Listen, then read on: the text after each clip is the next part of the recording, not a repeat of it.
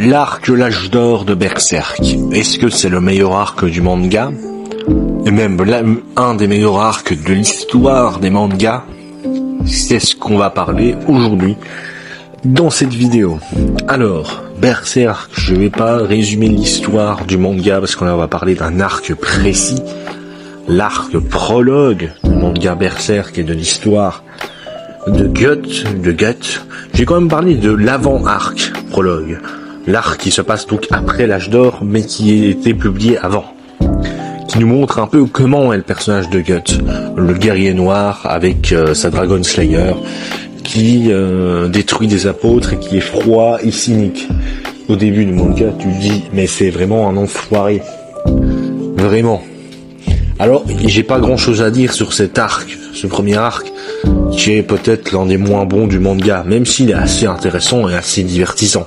Ce qui est intéressant, c'est, dans cet arc, ça montre le côté sombre de Guts, son côté sauvage, violent, brutal, limite un peu psychopathe, au bord de la folie.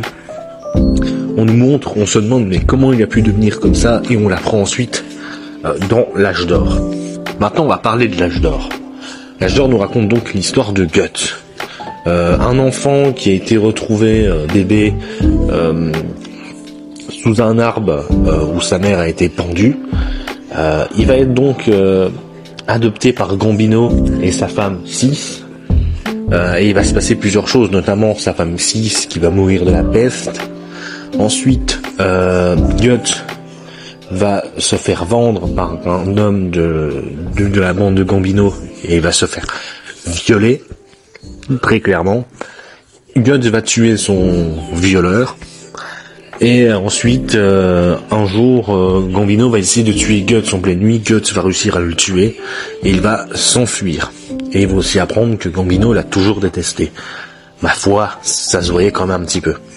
Et ensuite Guts va rejoindre la troupe des faucons de Griffith et il va se passer plein de péripéties jusqu'à la fameuse éclipse. Voilà. Alors, cet âge d'or est-il d'ailleurs déjà le meilleur arc de Berserk?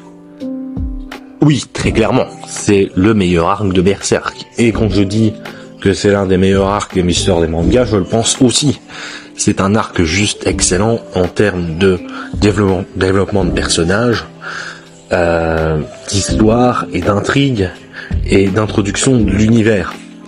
Dans l'arc L'Âge d'Or, au début, ça nous montre un peu un manga médiéval avec des scènes de bataille, même on va dire même quasiment réalistes en fait.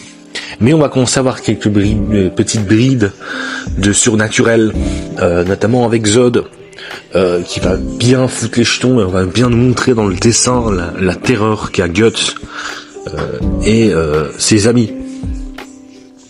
On va voir ça petit à petit, une situation qui va devenir de plus en plus sombre, voir de plus en plus d'êtres surnaturels, les apôtres, petit à petit, et le summum du surnaturel, c'est donc l'éclipse et de la violence, qui est une scène qui a beaucoup marqué les fans de manga et de Berserk pour son côté violent, traumatisant. Dans cette scène, spoiler, toute la troupe du faucon se fait décimer. Et les seuls survivants, c'est Casca, Guts et Riker, qui n'étaient pas dans l'éclipse. Donc voilà, dans cette scène-là, c'est aussi très bien introduit parce que c'est vraiment soudain et d'un coup. Ils ont sauvé Griffith de la salle de torture du Midland, qui avait montré de très bonnes scènes où on montre dans quel état s'est retrouvé Griffith, mais comment il a changé. On va voir dans cette scène que Griffith, d'un coup, il retrouve le Beherit, et que l'éclipse débarque d'un coup comme ça, avec des sortes de, pas de zombies, mais d'êtres un peu flippants, et que d'un coup ils vont se retrouver dans cette éclipse avec les 4 God Hand, et qui attendent que Griffith accepte de sacrifier sa troupe du faucon pour devenir lui-même un dieu, car il avait toujours eu une ambition, et pour accepter son ambition, c'est donc de sacrifier la troupe des faucons. C'est une scène assez forte parce que Griffith tu te dis bon bah ça a toujours été un bon gars en fait. Bon, un peu taré, mais ça a toujours été un bon gars. Ils avaient tous confiance en lui, et au final, il les trahit tous pour son ambition. Et là, c'est une scène où ils meurent tous d'une façon extrêmement violente, extrêmement atroce. Casca va subir un viol de la part de Griffiths. Le Griffiths dont tout, même Guts, avait confiance. Ils avaient confiance en Griffiths, ils l'appréciaient. Et ça finit très mal. On nous montre plein de monstres effrayants et il y a ce côté vraiment désespoir de la scène de l'éclipse où ils ne comprennent pas ce qui leur arrive et c'est pour ça que cette scène est puissante et qu'elle a marqué. Et le après l'éclipse, au moment où on voit que Casca est devenue folle et que Guts aussi est en train de devenir fou allié aussi à cause de ça. C'est méga intéressant. Et c'est comme ça qu'après tu comprends un peu pourquoi Guts est comme il est après cet arc de l'éclipse. Voilà, en fait c'est pour ça que l'arc de l'éclipse est excellent, c'est parce que ça introduit plein de choses cool.